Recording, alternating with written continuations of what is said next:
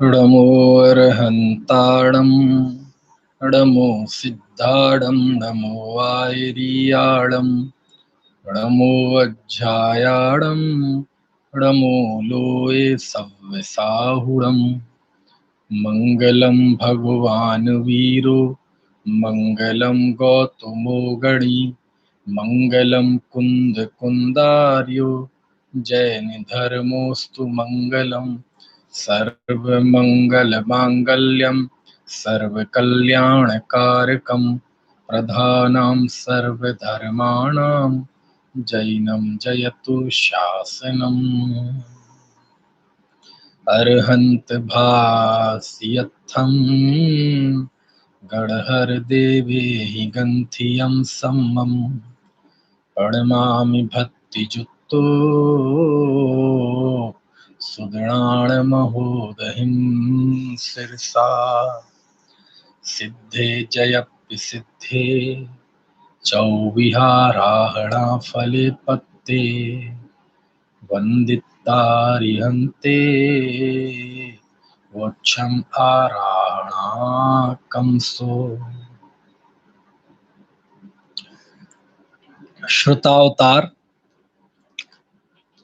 श्रुतावतार के अंतर्गत भगवती आराधना पर बात चल रही है। भक्त प्रत्याख्यान, सविचार भक्त प्रत्याख्यान मरण का मुख्य रूप से इसमें वर्णन है और उस विषय को आचार्य ने 40 अध्यायों में बांटा है और जिसमें ये जो अनुशिष्टि अधिकार है 33वां अधिकार, ये बहुत बड़ा है। इसमें 773 गाथाएं हैं।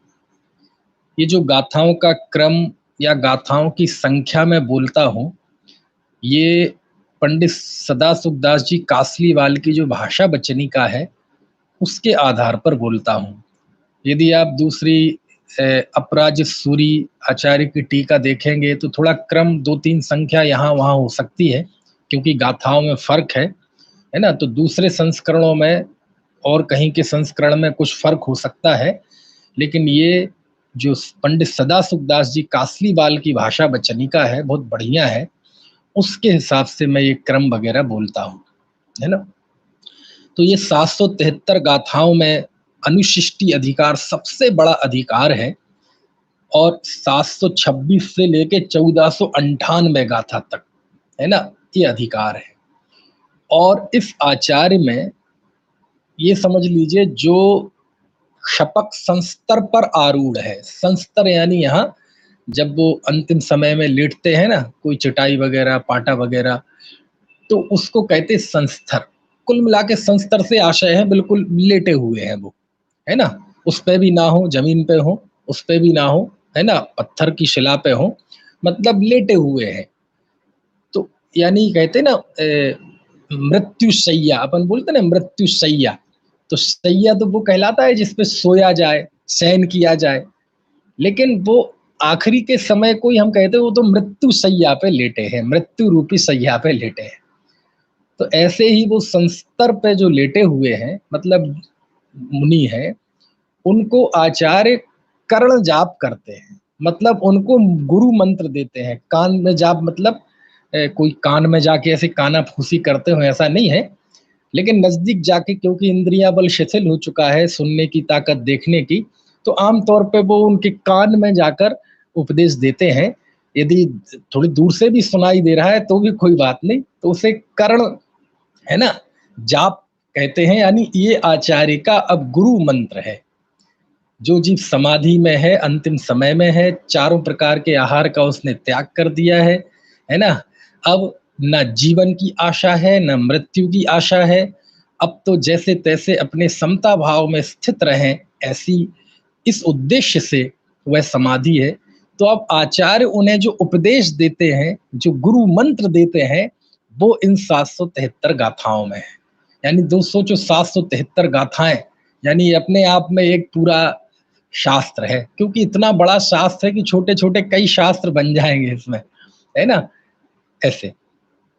तो इसमें सबसे पहले आचार्य, अच्छा आचार्य उपदेश ना दें तो चल जाएगा? नहीं, मैं बार बार कहता हूँ, यहाँ भी आया है, हर व्यक्ति को अपने स्तर पे प्रेरणा की जरूरत होती है।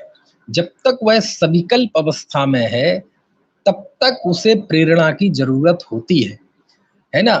अज्ञानी है तो ज्ञानी बनने के लिए प्रेरणा की जरूरत है, ज्ञानी है तो संयम अंगीकार करने के लिए प्रेरणा की जरूरत है, संयम है तो संयम में बने रहने के लिए प्रेरणा की जरूरत है, उसमें वृद्धिंगत होने के लिए प्रेरणा की जरूरत है, समाधि के समय भी प्रेरणा की जरूरत है। इसलिए कभी प्रेरणाओं से नहीं भागना चाहिए। जो ये मानता है कि हम तो सब जानते हैं जी, हमें किसी की प्रेरणा की जरूरत नहीं है, आप बहुत भ्रम में हैं, अहंकार में हैं। शपक उसे प्रेरणा देते हैं। क्यों? क्योंकि शपक को कहा था ना खेवटिया। तो जैसे एक माँ है, अपने बच्चे को सुलाती है, तो सोता कौन है? बच्चा सोता है कि माँ सोती है? सोता बच्चा ही है ना? लेकिन माँ सुलाती है। समझ में आया ना? सोता बच्चा ही है। मान लीजिए हम किसी को सड़क पार कराते हैं, उसका हाथ पकड़ के, तो सड़क तो वो ही पार करते हैं, लेकिन कितनी भूमिका है उसको पकड़ के सड़क पार कराने में। सोता भले ही स्वयं बच्चा है, लेकिन माँ की कितनी बड़ी भूमिका है। ऐसे ही यहाँ समाधि तो क्षपक की होगी, लेकिन उसमें निर्यापक आचार्य की कितनी बड़ी भूमिका है, इससे पता चलता है कि वो समाधि कराते हैं तो अब वो गुरु मंत्र दे रहे हैं। तो गुरु मंत्र क्या है? तो देखो, सबसे पहले आचार्य ने 11 गाथाओं में मिथ्यात्व के बमन की शिक्षा दी। मिथ्यात्व के बमन की शिक्षा, कोई यदि किसी भी तरह की मन में शल्य हो, मिथ्यात्व शल्य, तो वो निकाल के फेंक दो। क्योंकि ये मिथ्यात्व का जहर इतना खतरनाक होता है, ये अग्नि, जहर और सांप के विष से भी खतरनाक होता है। क्योंकि अग्नि वगैरह ये तो केवल एक जन्म खराब करती हैं, धतूरे का नशा तो थोड़ा होता है, लेकिन ये मिथ्यात्व का जहर तो हमें अनंत काल तक संसार में डाल देता है। जैसे कड़वी तुंबड़ी में दूध भी कड़वा हो जाता है, ऐसी मिथ्यात्व सहित जो हमारा चारित्र है, तप है, वो भी मिथ्या हो जाता है। इसलिए मन में यदि कोई शल्य हो तो हे क्षपक तुम निकाल दो। सबसे पहले आचार्य ने मिथ्यात्व की बात, क्योंकि धर्म की शुरुआत भी मिथ्यात्व के नाश से ही होती है। समझ में आया ना? लेकिन यहाँ भी वो उनका उपदेश देते। क्यों देते हैं उपदेश? इसके पीछे कुछ कारण है। इसमें मुझे 2 कारण समझ में आते हैं। पहला कारण तो यह है कि जैसे हमारे कंप्यूटर में एंटीवायरस होता है, तो कई बार नहीं भी हो वायरस, फिर भी हम स्कैन करते हैं। समझ में आया ना? ऐसे ये भी एक तरह का स्कैन है। वो तो रत्नत्रय के धारी हैं, उनके अंदर तो मिथ्या शल्य है ही नहीं, फिर भी स्कैन करते हैं, है ना, कि कोई रह ना जाए सूक्ष्म। दूसरा, जरूरी नहीं है कि मुनि संघ में जितने लोग हैं सब, ये बहुत गंभीर बात बता रहा हूं मैं, वो सब भावलिंगी संत हो। कोई द्रव्यलिंगी भी हो सकता है। समझ में आया ना? और द्रव्यलिंगी भी बाहर से भावलिंगी की तरह ही दिखेगा, द्रव्यलिंगी भी वैसा ही वैराग्य समता रस वाला दिखेगा। और ऐसा जीव भी यदि समाधि ले रहा है और गुरु के वो संस्तर पे आरूढ़ है, तो गुरु उपदेश पूरा देंगे। वहां भी वह मिथ्यात्व के निकालने का उपदेश देंगे कि यदि तुम्हारे अंदर भैया मिथ्यात्व है, तो अब अंतिम समय में तो सम्यक दृष्टि भावलिंगी हो जाओ, है ना? तो ऐसा है। तो जरूरी नहीं है, लेकिन वो मैंने एक रेयर केस बताया। यहाँ तो अभी कह रहे हैं वो रत्नत्रय के धारी हैं, फिर भी उन्हें स्कैन करते हैं। समझ में आए ना? इसके बाद 9 गाथाओं में आचार्य ने सम्यक्त्व की शिक्षा दी।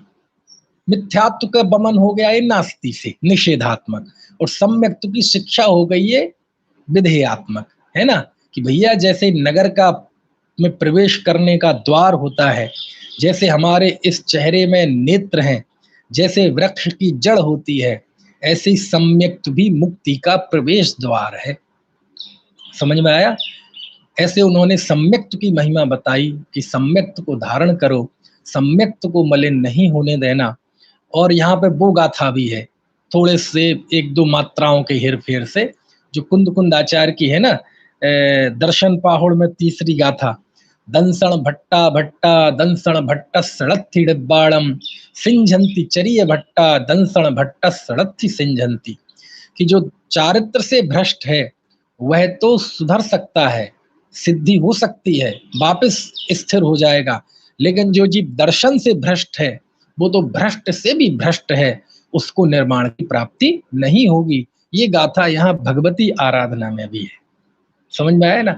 बस फर्क ये है कि वहां लिखा है दर्शन भट्टा भट्टा, बहुवचन है, और यहाँ लिखा दंसण भट्टो भट्टो, है ना? ये जो मेरे पास ग्रंथ है उसमें जो उल्लेख मतलब पाठ है, लेकिन वो ही गाथा है।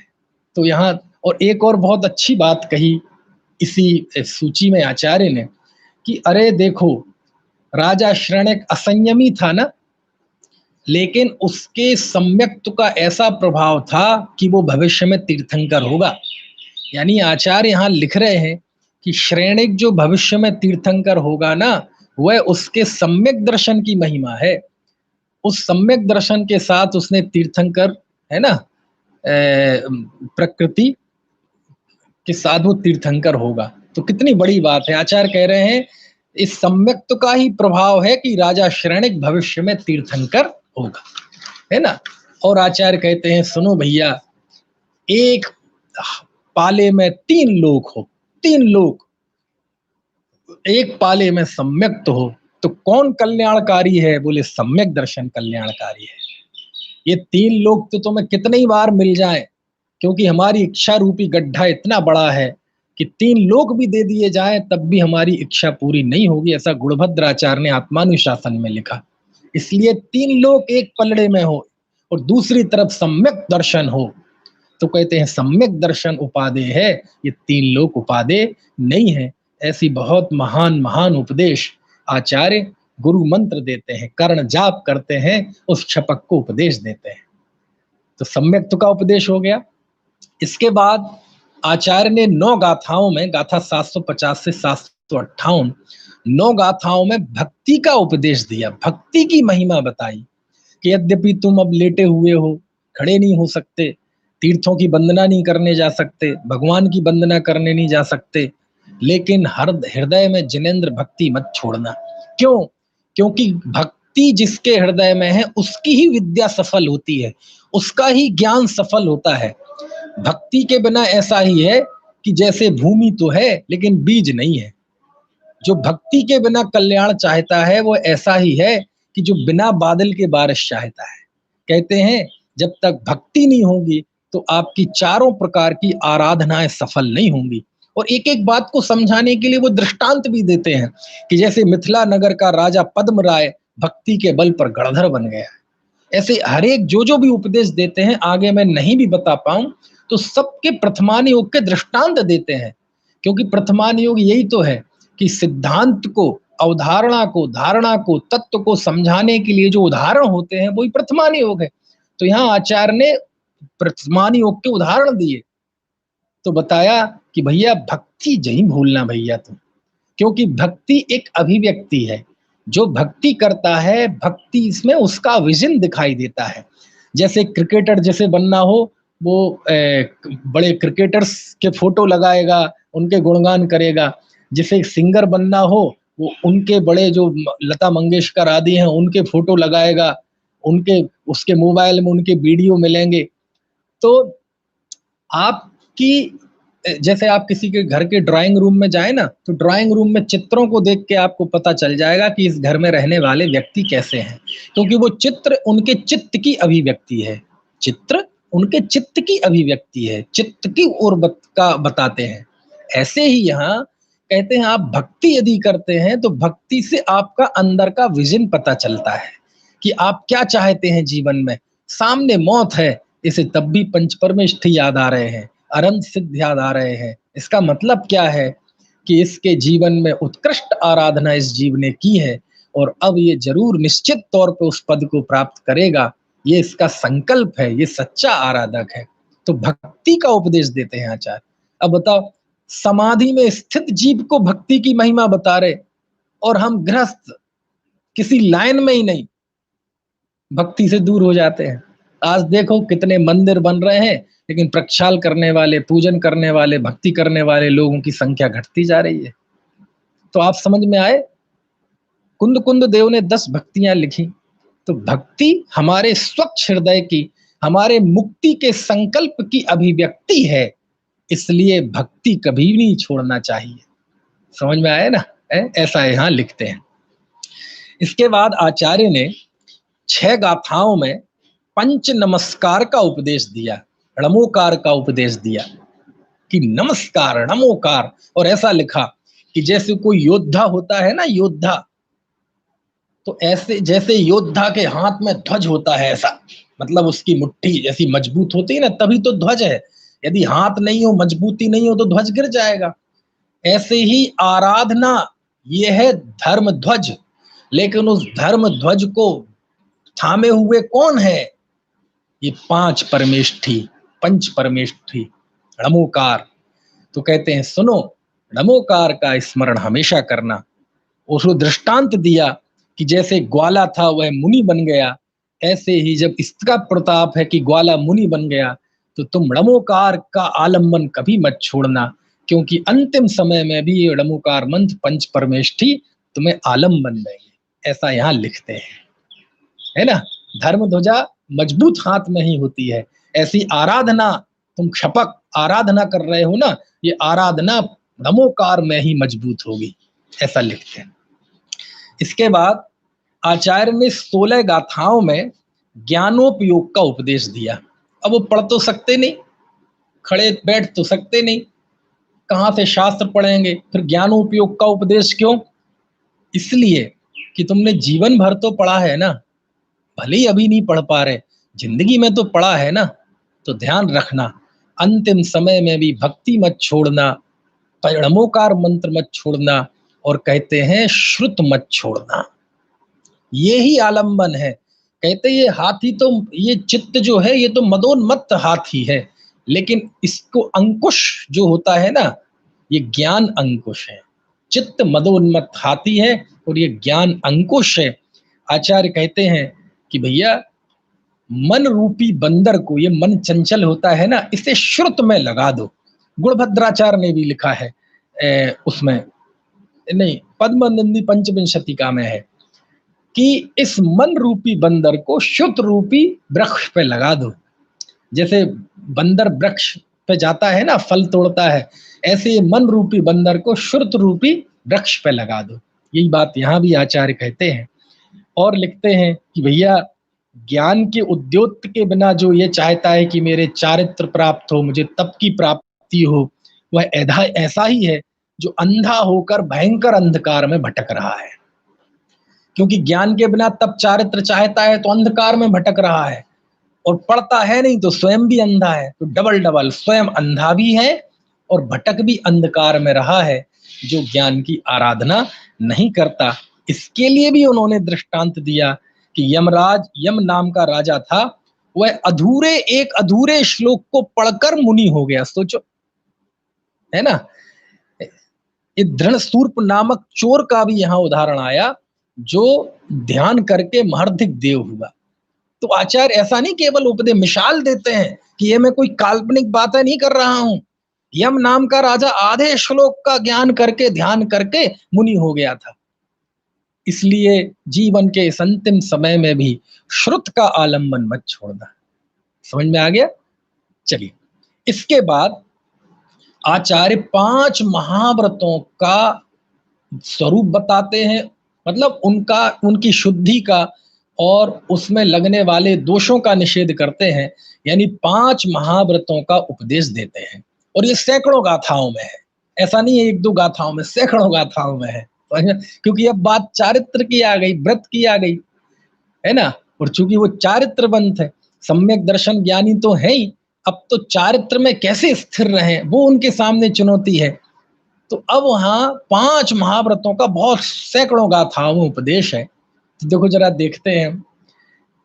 सबसे पहले आचार्य ने 47 गाथाओं में अहिंसा व्रत का उपदेश दिया, और ऐसा उपदेश दिया सच में, कहते हैं देखो एक बात बताओ, हिंसा करने वालों को, और ये उपदेश दरअसल ऐसा है कि दिया आचार्य, मान लीजिए अब इतनी मोटी मोटी बातें इसमें आएंगी, तुम झूठ मत बोलो, चोरी मत करो, हिंसा मत करो, स्त्री का संसर्ग मत करो। अब छपक, जो कि बिल्कुल अंतिम समय है जिसका, उस जीव को ऐसी बातें, बिल्कुल अभी आपको प्रश्न होगा ऐसी ऐसी बातें क्यों करते हैं? इसलिए वो स्कैन कर रहे हैं, कोई बारीक तंतु हो तो वो भी निकल जाए वायरस। दूसरा, आचार्य ग्रंथ लिख रहे हैं, उन्हें पता है ये ग्रंथ लिखे पढ़ देंगे तो सब तरह के लोग पढ़ेंगे, तो ब्याज रूप से शपक को उपदेश के साथ साथ ये हम सबको ही उपदेश है, ये मानव समाज को उपदेश है, सभी जो मोक्ष चाहते हैं, दुख से डरते हैं,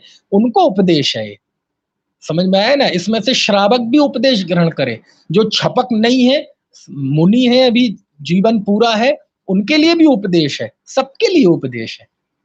तो देखो क्या लिखते हैं कि भैया एक बात बताओ, जो हिंसा करते हैं, कहते एक तरफ कोई व्यक्ति है, उसको कहा जाए एक तरफ 3 लोग का राज्य है और दूसरी तरफ तुम्हारे पास जीवन है, बताओ क्या चाहिए?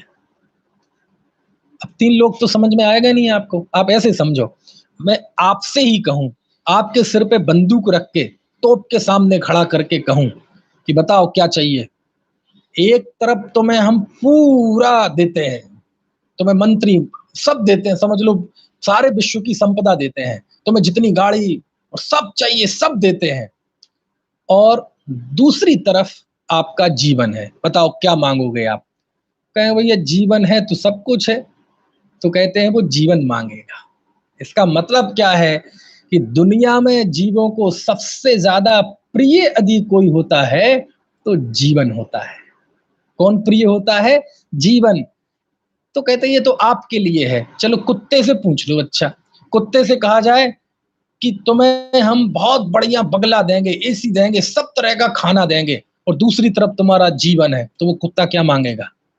कहेगा हमें जीवन चाहिए। एक इंद्रिय पेड़ पौधे को कहें हम तुम्हें कांटे दे रहे और तुम्हारी जो लकड़ी निकलेगी उससे बढ़िया मूर्ति बनाएंगे, करोड़ों रुपए में जो बिकेगी, बोलो क्या चाहिए तुम्हें? ये चाहिए कि तुम्हें अपना जीवन चाहिए? जीवन चाहिए। तो आचार्य यहाँ कितनी बड़ी बात लिखते हैं, कही जा रही है शपथ के प्रसंग में, लेकिन ये जिन धर्म की मूल भावना है, ये सबके लिए पढ़ने लायक है। आचार्य कहते हैं एक तरफ 3 लोक है और एक तरफ जीवन है, तो क्या श्रेष्ठ है? बोले जीवन श्रेष्ठ है। देखो मैं गाथा पढ़ के बताता हूं।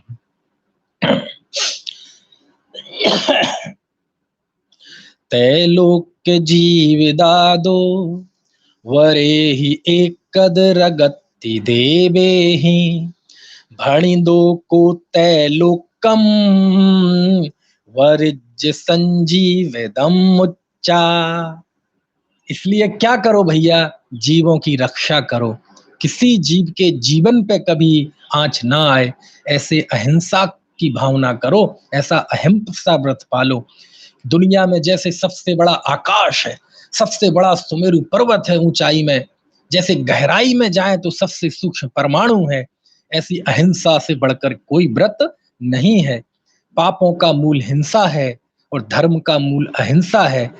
और एक और बात बहुत अच्छी कहते हैं कि जब अन्नमति भी गाय की रक्षा को, ब्राह्मण की रक्षा को और स्त्री की रक्षा को धर्म कहते हैं, जब स्त्री ब्राह्मण और है ना और गाय की रक्षा को धर्म कहते हैं, तो जब हम सभी जीवों की रक्षा करते हैं तो ये अहिंसा परम धर्म कैसे नहीं हुआ? क्या कहा मैंने? अहिंसा को परम धर्म कहा ना।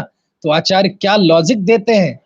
आचार्य कहते हैं जब दूसरे धर्मों में, जैनेतरों में भी जब गाय की रक्षा और ब्राह्मण की रक्षा और स्त्री की रक्षा को धर्म कहा, तो हम तो कह रहे हैं कि प्राणी मात्र की रक्षा करो। तो प्राणी मात्र की रक्षा करने वाला अहिंसा ये परम धर्म कैसे नहीं होगा? ऐसी बहुत अच्छी बात लिखते हैं आचार्य। कहते हैं चारों गति के जितने दुख हैं उनका मूल यदि कुछ है तो तुम्हारी हिंसात्मक प्रवृत्ति है। अच्छा, हिंसा कहते किसे हैं? आप बताइए, आप लोग सुन रहे हैं, आप जवाब दीजिए, हिंसा कहते किसे हैं? आप कहेंगे किसी को मारना, किसी को सताना, किसी को कष्ट देना, इसका नाम हिंसा है। हाँ, आप पुरुषार्थ सिद्धि उपाय की वो गाथा भी कह सकते हैं, अप्रादुर्भावः खलु, है ना। आचार्य मालूम यहाँ किसे कहते हैं हिंसा? कहते हिंसा का त्याग नहीं होना, इसी का नाम हिंसा है। किसी जीव को मारना नहीं, लेकिन मारने का त्याग ना होना, इसका नाम हिंसा है। देखो अनुराधा जी हैं, उनका जवाब वो आ भी गया जो मैंने कहा था, है ना, रागादि भाव की उत्पत्ति अप्रादुर्भाव। लेकिन यहाँ आचार्य देखो क्या कहते हैं, आपकी हिंसा का त्याग नहीं है ना, बस इसका नाम हिंसा है, असावधानी ही हिंसा है, यत्नाचार प्रवृत्ति नहीं करना ये हिंसा है। और यहाँ पर आचार्य कुंद कुंद देव ने जो बताया प्रवचन सार में भी समझ में आया ना, समय वो भी यहाँ बात आई कि प्राणी मरे या ना मरे, हिंसा अयत्नाचार से जब बंद होता है नहीं, जब रहे यत्नाचार से। कि यदि आप यत्नाचार रूप प्रवृत्ति करते हैं तो कदाचित कोई प्राणी मर भी जाए तो भी पाप नहीं लगता, और यदि अयत्नाचार रूप प्रवृत्ति करते हैं, उनको बचाने का प्रयत्न नहीं करते हैं, तो कोई मरे भी नहीं तब भी आप हिंसक हैं। भौतिक रूप से फिजिकली भले ही एक जीव की हिंसा ना हो, लेकिन आपके अंदर दया का भाव नहीं है तो आप प्रति समय हिंसक हैं, ऐसा आचार्य लिखते हैं। यानी हिंसा का त्याग नहीं होना ही हिंसा है। वाह, बात समझ में आ रही है आपको? मुनिराज चार हाथ जमीन देख के चलते हैं सावधानी से, फिर भी कोई जीव मर जाए तो उन्हें पाप नहीं लगता, और हम सर ऊपर उठा के चले तो एक जीव भी नहीं मरे तब भी पाप लगता है। क्यों? मर नहीं रहा है ये तो समझ लो इत्तेफाक है, आपने तो कसर नहीं छोड़ी ना, आपने तो अपनी तरफ से मारने के लिए कोई कसर नहीं छोड़ी ना। वो तो आए नहीं जीव, लेकिन आ गए होते तो आप मर ही गए थे वो तो। समझ में आया ना? तो त्याग की कितनी महिमा है हमारे जन शासन में। तो आचार्य कहते हैं सुनो भैया, हिंसा का त्याग ही, हिंसा का त्याग नहीं होना ही हिंसा है। समझ में आया ना? समझ गए? तो हिंसा का त्याग ना, ये हिंसा है। तो बहुत बढ़िया विवेचन आचार्य ने किया है, बहुत आनंद दे। यहाँ पे कुंद कुंद देव की जो मीमांसा है हिंसा अहिंसा की, उसका पूरा प्रभाव आपको यहाँ मिले। कुंद कुंद देव तो सर्वत्र है। अभी देखो सम्यक दर्शन के प्रसंग में भी उनकी गाथा आई, यहाँ भी पूरा प्रभाव आया है ना? मर्दोवा जीविदोवा गाथा है ना? ठीक है। इसके बाद 30 गाथाओं में, गाथा 829 से 858 गाथा तक, 30 गाथाओं में आचार्य ने सत्य महाव्रत का उपदेश दिया। आचार्य देव महाव्रती को महाव्रत का उपदेश, अरे भैया असंयमी को संयमी होने के लिए संयम का उपदेश है, संयमी को संयमी बने रहने के लिए संयम का उपदेश है, और शपक को अंतिम समय में भी संयम की आराधना न छूटे इसके लिए उपदेश है। और सत्य महाव्रत में आचार्य 4 प्रकार के असत्य बताते हैं: सत्य का अपलाप, असत्य का उद्भावन, असत्य अन्यथा निरूपण, और गर्हित वचन, है ना? और सत्य का अपलाप और असत्य के उद्भावन में तो आचार्य ने दृष्टांत भी ऐसे दिए 830 गाथा में, कि जैसे कोई ये कहे कि अकाल मरण नहीं होता मनुष्यों का, तो इसे कहा सत्य का अपलाप, और देवों का होता है, इसका नाम असत्य का उद्भावन, यानी सत्य को दबाना, ये भी झूठ का एक प्रकार, असत्य का प्रचार करना, ये भी एक झूठ का प्रकार, गलत ही बोलना, इसका नाम भी झूठ का प्रचार, ये तो सारी दुनिया मानती है। लेकिन चौथा झूठ, आजकल हम इन जब चीज ने बहुत सुनी पाठमालाओं वगैरह में, लेकिन ये विषय भगवती आराधना में है। कहते हैं गर्हित वचन बोलना, साबद्ध वचन बोलना और अप्रिय वचन बोलना, ये भी असत्य है, झूठ है। यानी सत्य जैसा है वैसा बोल देने का ही नाम सत्य नहीं है। वह सत्य आपके द्वारा बोला गया सत्य केवल इस परीक्षा पे खरा नहीं उतरा हो कि केवल वो सत्य है। सत्य के साथ साथ यदि उसमें उपद्रव होता हो, किसी को कष्ट होता हो, कोई झगड़े होते हो, फसाद होता हो, किसी का दिल छलनी छलनी होता हो, तो ऐसे सत्य को भी आचार्य ने झूठ की श्रेणी में रखा है ना? किसी कर्कश भाषा, निष्ठुर भाषा, पैशून्य वचन, हास्य वचन, विप्रलाप वचन, साबद्ध वचन, ये सारे वचन को आचार्य ने झूठ की श्रेणी में रखा है। किसी को कहना तू तो गधा है, मूर्ख है, सांप है, बैल है, ये झूठ की श्रेणी में है। किसी को कहना मैं काट दूंगा, तेरे हड्डे काट दूंगा, टांग काट दूंगा, जबान खींच लूंगा, है ना? ये निष्ठुर वचन है, ये भी झूठ माने गए। पैशून्य वचन, ऐसे वचन बोलना जिससे झगड़े हो जाएं, फसाद हो जाए, चुगली करना, पीठ पीछे एक दूसरे की बातें करना, हो सकता है वो सही हो, समझ में आया ना, लेकिन इससे झगड़ा हो सकता है, ऐसे पैशून्य वचन। हास्य वचन, हंसी ठिठोली मस्खरी के वचन बोलना। और अब विप्रलाप वचन, बकवास करना, खूब बोलना, चक्री जैसा मुंह चलाना, जहां बढ़े बोलते ही जाना, बोलते ही जाना। कहते हैं सबको आचार्य ने झूठ की श्रेणी में डाला है। साबद्ध वचन, अरे हमारे यहाँ तो भोजन को चाकू से यदि हम लौकी घिया बनाते हैं ना, टमाटर बनाते हैं, तो उसको दूसरे लोग तो बोलते काटना, लेकिन भारतीय संस्कृति में काटना नहीं बोलते, क्या बोलते हैं? बनाना। यहाँ हमारे इस एरिया में मेरठ के ओर हुए बनारना। आप नाई के यहाँ बाल कटवाते हैं कि बनवाते हैं? बोले काटना। ये हिंसक भाषा है, बाल बनवाने जाते हैं, ये जैनी की भाषा है। भाषा का बहुत इस्तेमाल अच्छा होना चाहिए, समझ में आया ना? मेरा भी अभी मैं बोल देता हूँ ना कि इस विषय में मेरे प्रवचन यूट्यूब पर पड़े हैं, तो अब मैं बोल जाता था फ्लो, मेरा कभी ध्यान नहीं गया। हमारे बड़े भाई साहब रजनी भाई दोषी ने मेरा ध्यान कराया कि यार ऐसे मत बोला करो, मुझे बुरा लगता है। क्यों? भले वो आपके प्रवचन है, लेकिन है तो जिनवाणी ना, वो पढ़ी थोड़ी है। तो उन्होंने मुझे ध्यान आकर्षित कराया, तो मैंने कहा हाँ आपने ध्यान आकर्षित कराया, बढ़िया बात है। तो अब मैंने भी सोचा मेरे मुंह से निकल जाए तो बुरा मत मानना, मैं ऐसा बोलूंगा कि इस विषय पे व्याख्यान है, उपलब्ध है ना? तो बोले पढ़े हैं, कोई कूड़ा थोड़ी पड़ा है।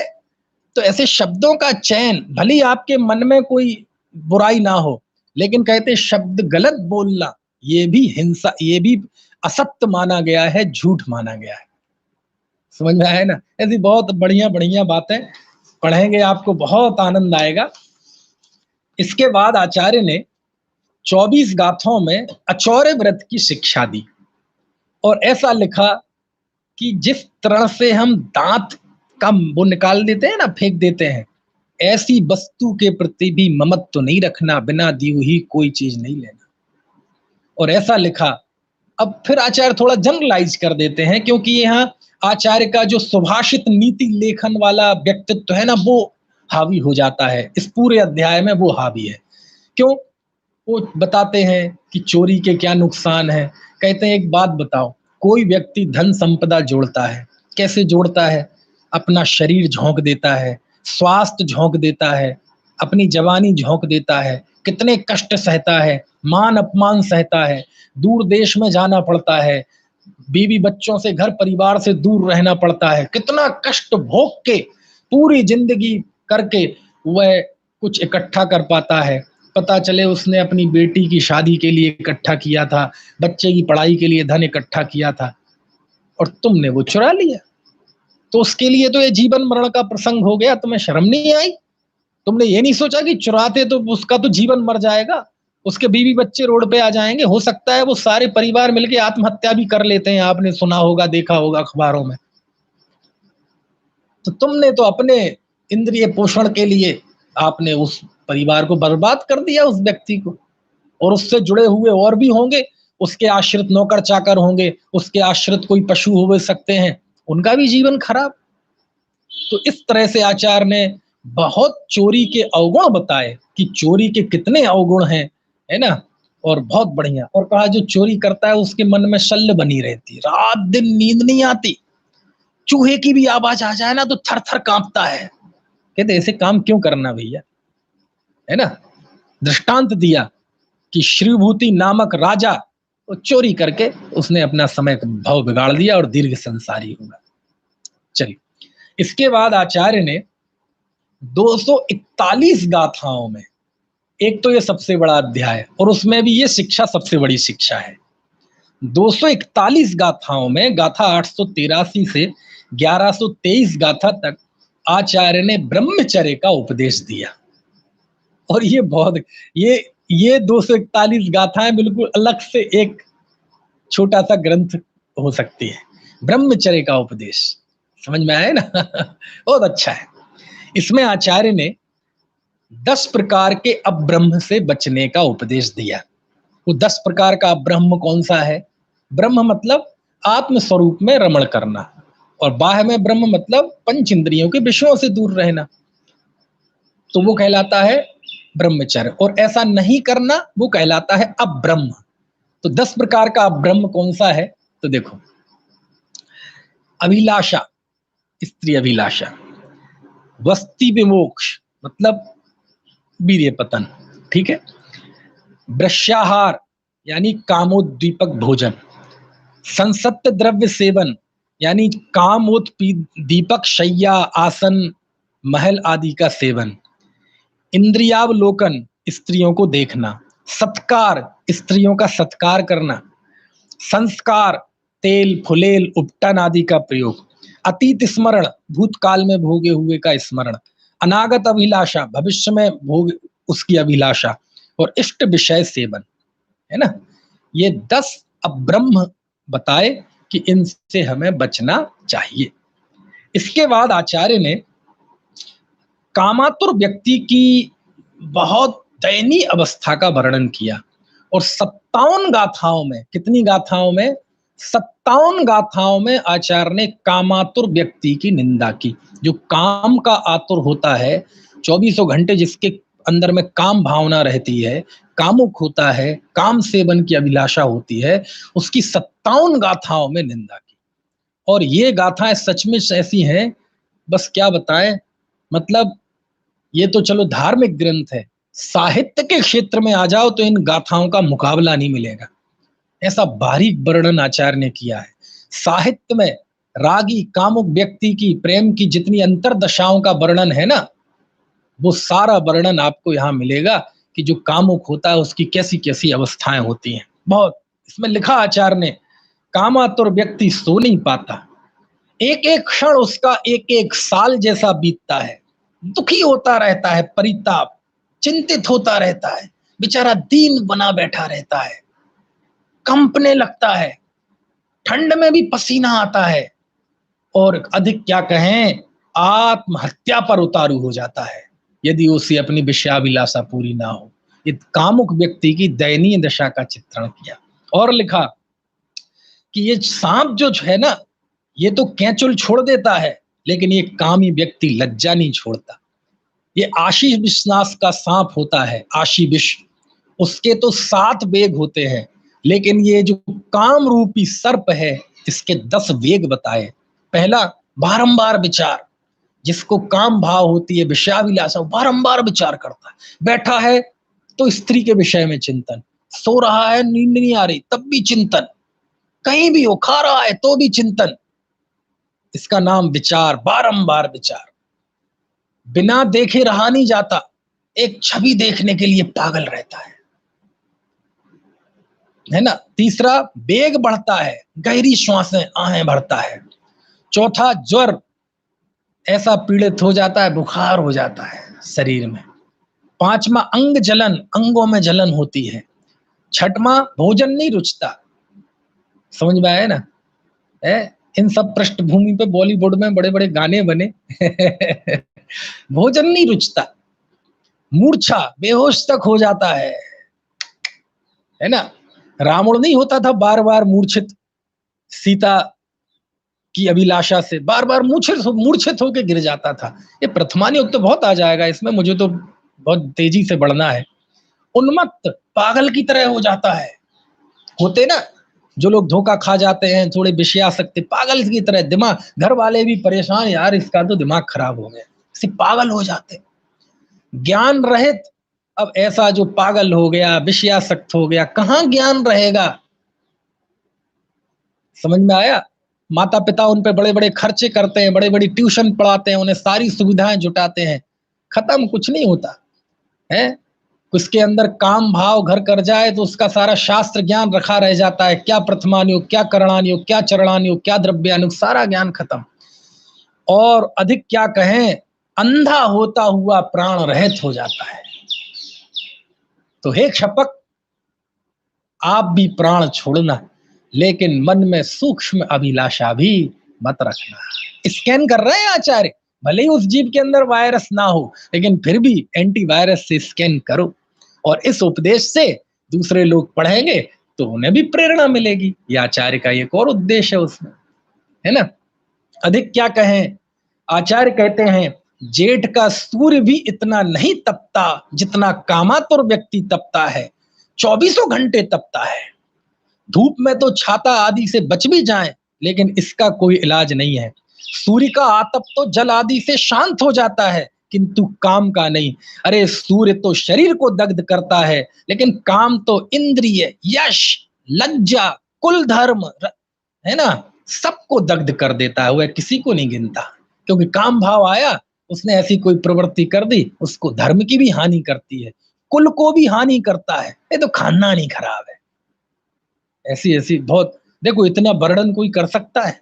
ऐसे महाव्रती वीतरागी संतों ने ऐसा वर्णन किया, कामातुर व्यक्ति का कितना सूक्ष्म वर्णन किया कि क्या क्या उसकी दयनीय अवस्था होती है। गानों वानों में तो इन सब चीजों को अच्छे से बताया जाता है, समझ में आया ना? है, कहते नहीं भैया ये सब त्याज्य है। काम को पिशाच कहा। आचार्य कहते हैं कि कामी व्यक्ति को उसके शुभ चिंतक भी हो तो वह शत्रु लगते हैं, है? अरे और क्या कहें, कामी व्यक्ति पंच परमेष्ठी संग श्रुत का अवर्णवाद करता है। इससे बड़ा कोई कामी जीव को इससे कहा, इससे बड़ा कोई पातकी नहीं है। पातकी मतलब जैनेतरों में ब्राह्मण की हत्या को सबसे बड़ा पाप माना गया है, महापातक। और यहां कहते हैं कामी से बड़ा कोई पातकी नहीं है। अपमान सहता है, कुल का नाश करता है। एक यहां उदाहरण भी दिया कि बारयत्रक मुनि ने गलत कार्य किया, और है ना, गौर संदीप का दृष्टांत भी दिया कि काम की वजह से इन्होंने अपना नाश किया। और देखो आचार्य लिखते हैं ये आत्मसम्मान का घातक है। स्त्री के पैर पकड़ता है, पीछे पीछे भागता है, किसी दयनीय दशा। और खुशामद करता है, अरे अधिक क्या कहें, स्वयं को दास समझता है, मैं तो तुम्हारा दास हूं, रूप के लोभी। और कहते हैं जब ये कामी तुर होता है तो अंधा हो जाता है, बहरा हो जाता है, सत असत कुछ दिखाई नहीं देता, कार्य अकार्य कुछ दिखाई नहीं देता, और कर्तव्य कर्तव्य की वाणी भी इसे सुनाई नहीं देती, उपदेश सुहाता नहीं है। क्या करें, अनेक श्रम करके भी, जैसे रेशम का कीड़ा होता है ना, वो लार निकालता है और उसी में फंस के मर जाता है, ऐसे ही कामातुर की साधन जुटाने के लिए कैसे कैसे श्रम करने तैयार हो जाता है, लेकिन उसी में उलझ उलझ के जीवन खत्म कर देता है। समझ में आया ना? और एक बहुत गजब बात लिखी, ऐसे कामातुर व्यक्ति के तो जिनकी रगों में उसका खून होता है ना, या इसकी रग में जिसका खून होता है ना, या इसके संबंधी, ये सब भी व्यभिचारी होते, इसमें लिखा। इसको तो पत्नी भी व्यभिचारिणी मिलेगी, बहन माँ भी व्यभिचारिणी मिलेगी, अगले जन्म में सब व्यभिचारिणी मिलेंगे। ये कामुकता का फल आचार्य ने बताया है। समझ में आया ना? है? क्या कहें साहब, बहुत है बहुत है। इस प्रकार आचार्य ने 55 गाथाओं में, और शुरू के 10 प्रकार के अब ब्रह्म बता दें तो 57 गाथाओं में आचार्य ने कामातुर के दोष गिनाए और उसकी निंदा की कि हे क्षपक, ऐसे काम भाव को स्वप्न में भी मन में मत लाना, क्योंकि यदि ऐसा काम सेवन का भाव मन में आ गया तो तुम्हारी ऐसी मनुष्य पर्याय की दुर्लभ दुर्लभ मनुष्य पर्याय में ये दुर्लभ रत्नत्रय की आराधना वाला जीवन निरर्थक हो जाएगा। इसलिए विषयाभिलाषा से बिल्कुल दूर रहना। ठीक है। इसके बाद 55 गाथाओं में आचार्य ने स्त्रीकृत दोष बताए हैं, और स्त्रीकृत दोष में आचार्य ने नारी निंदा की है। स्त्री के दोष बताए हैं, है ना, कि गलत स्त्रियां कैसी होती हैं, अच्छी भी होती हैं, लेकिन यहाँ गलत स्त्रियों के दोष बताए कि ऐसे ऐसे दोष होती है स्त्री की कि जैसे ये कामी पुरुष था, अब यहाँ स्त्री का बताते हैं, ऐसी स्त्री होती है। बोले आप इन स्त्रियों की मन की थाह नहीं नाप सकते, आप वायु को का प्रमाण नाप सकते हैं, आप आकाश की गहराई ऊंचाई नाप सकते हैं, समझ में आया, लेकिन आप, है ना, स्त्री के मन की गहराई नहीं नाप सकते। बोले इस विषयासक्त स्त्री किसी की परवाह नहीं करती, और स्त्री के वश में तो बड़े बड़े महापुरुष भी नीच गति को प्राप्त हो जाते हैं। और अधिक क्या कहें, एक जो कभी कभार हम मजाक में बात कहते हैं ना कि सारी झगड़ों की जड़ स्त्री है, बड़े बड़े युद्ध स्त्री की वजह से हुई, ये बात इसमें लिखी आचार्य ने है। उन्होंने लिखा कि महाभारत और रामायण जैसे युद्ध भी स्त्री के कारण हुए, ऐसा लिखा है इसमें। गाथा पढ़ के बताता हूं मैं, गाथा 948। आसीय महाजुद्धाय इत्थि हेदुम जड़म बहुगाणी भय जनडाणि जणाणम भारह रामायणादीणी। भार है मतलब भारत, महाभारत, और रामायण मतलब रामायण। उनके सामने ये ग्रंथ रहे होंगे क्योंकि ये बहुत प्राचीन ग्रंथ है, रामायण महाभारत। तो कहते हैं ये युद्ध भी स्त्री के कारण हुए। कहते हैं इनकी कोई था नहीं पा सकता, ये कपट के द्वारा अपने कार्य की सिद्धि करती हैं। अरे ये कामातुर स्त्रियां तो अपने पति की भी हत्या कर देती हैं, इनको भी कुल का विचार नहीं होता, और ये एक नंबर की झूठी होती है, ऐसा लिखते हैं। सब स्त्रियों के लिए नहीं लिखा है, अभी आएगा आगे बात, समझ में आया ना। अच्छा, ऐसी नारी निंदा करते क्यों है, क्या करूं? शपक को नारों की सुंदरता बताऊं, शपक को नारी की महिमा बताऊं? बताएंगे ना महिमा किसकी? बाद में जो स्त्री अणुव्रती है, शीलव्रती है, उसकी तारीफ करते हैं, है ना। तो अब ये थोड़ा समय हो गया है अपना, अब ये कल नारी निंदा हम कल करेंगे और उसके बाद आगे विषय बढ़ाएंगे। लेकिन यहाँ ये जो बड़ा अध्याय है 773 गाथाओं का, ये एक तरह के सुभाषित शैली का है, सबके लिए प्रयोजनभूत है, ना केवल क्षपक के लिए, सबके लिए प्रयोजनभूत है। इस दृष्टि से ये पढ़ना चाहिए। इसके आगे की बात कल करें।